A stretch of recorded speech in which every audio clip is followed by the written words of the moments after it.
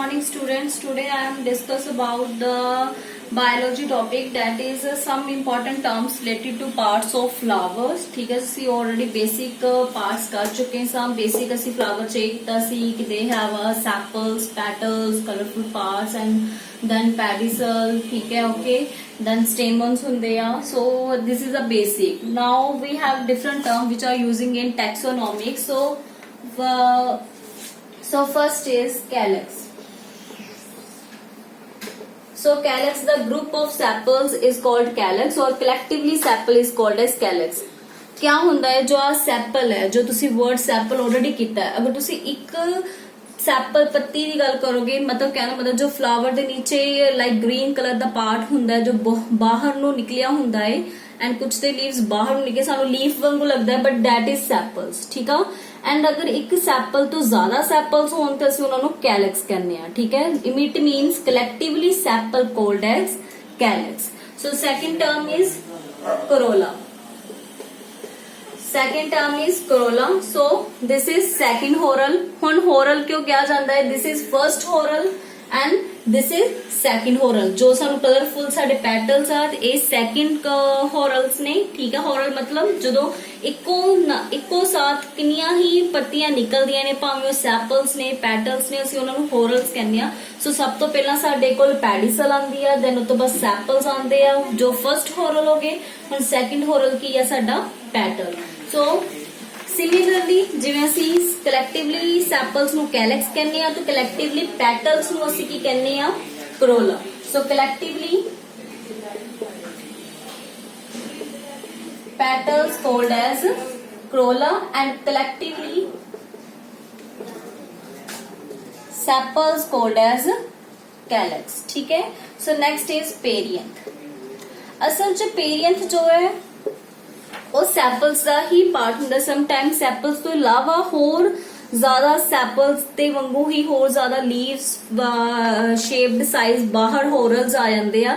That is second whorls. Third whorl ਜਿਹਨੂੰ ਅਸੀਂ ਪੇਰੀਐਂਥ ਕਹਿੰਦੇ ਆ. ਐਂਡ ਇਹ ਕੁਝ ਫਲਾਵਰਸ 'ਚ ਹੀ ਹੁੰਦਾ ਹੈ ਕਿ ਸੈਪਲ ਤੋਂ ਇਲਾਵਾ ਇਸ ਚੀਜ਼ ਤੋਂ ਇਲਾਵਾ ਸਾਡੇ ਕੋਲ ਹੋਰ ਇੱਕ ਹੋਰਲ ਆ ਜਾਂਦਾ ਜਿਹਨੂੰ ਅਸੀਂ ਨਾਮ ਦਿੰਦੇ ਆ ਪੈਰੀਐਂਥ. ਐਂਡ ਜਿਵੇਂ ਇਹਨਾਂ ਨੂੰ ਸੈਪਲ ਪੈਟਲਸ ਕਹਿੰਦੇ ਹੋ, ਜਿਹੜਾ ਥਰਡ ਹੋਰਲ ਆਂਦਾ ਹੈ ਮਤਲਬ ਇਹਦੇ ਹੀ ਨੀਚੇ ਇੱਕ ਹੋਰਲ ਨਿਕਲ ਆਣਾ. ਠੀਕ ਆ, ਅਸੀਂ ਉਹਨੂੰ ਕੀ ਕਹਿੰਦੇ ਆ? That is tepals. ਮਤਲਬ collectively tepals called as perianth. Okay, now fourth is androecium. I repeat, fourth is androecium. Androecium क्या होता है? जो तुसी male reproductive part of flower की गल की सी. ठीक है, दैट इज एंथर. जो सानू एंथर मैं डायग्राम सैपरेट बनानी आ.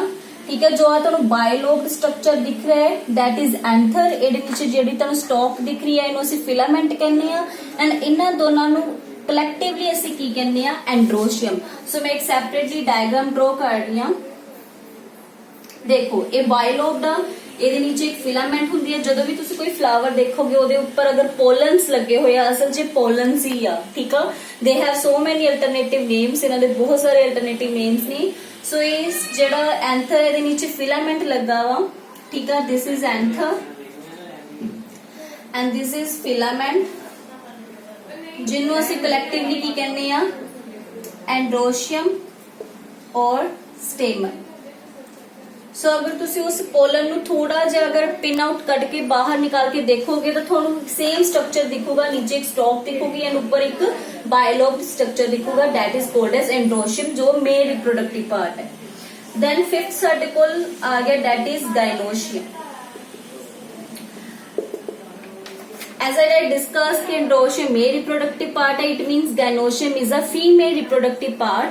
सो फीमेल रिप्रोडक्टिव पार्ट ਹੁਣ ਜੋ ਤੁਸੀਂ ਆ ਦੇਖ ਰਹੇ ਹੋ ਸਟਿਗਮਾ, ਜਿੱਥੇ ਦੂਸਰੇ ਪਲਾਂਟ ਦੇ ਜਾਂ ਸੇਮ ਫਲਾਵਰ ਦਾ ਜੋ ਪੋਲਨਸ ਆ ਕੇ ਬੈਠਦੇ ਨੇ.